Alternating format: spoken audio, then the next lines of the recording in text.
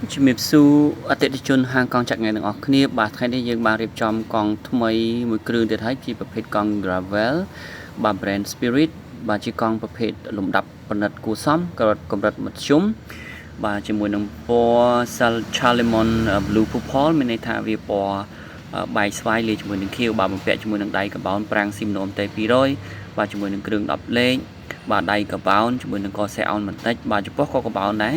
សម្រាប់ឈុតខ្នងរត់តែពិសេសទៀតគឺយើងប្រើឈុតខ្នងកបោនតែម្ដងបាទជាប្រភេទកម្មក្បាលត្រង់បំពាក់ជាមួយសបកស្វាប៊ី 7AC គុណជាមួយនឹង 35C បាទជាប្រភេទរត់លឿនស្រួលតែម្ដងហើយកង់នេះស្រាលណាស់តែ10គីឡូជាងតែប៉ុណ្ណោះបាទជាមួយនឹងកែប្រូមិនបែបស្បែកបាទជាមួយបង្គោលកែបកបោនដូចគ្នាបាទជាមួយនឹងចង្គង់គៀប Single Speed 42មុខក្រោយ10លេខជាមួយនឹងធ្មេញលីបថាសធំ10លេខដែលយើងអាចប្រើបានគ្រប់30ផ្លូវទាំងអស់បាទសម្រាប់ខ្នងក្រោយក៏កបោនដែរបារាំងរ៉ែលឺខ្លាំងមែនទែនសូមស្ដាប់សលេងរ៉ែទាំងអស់គ្នា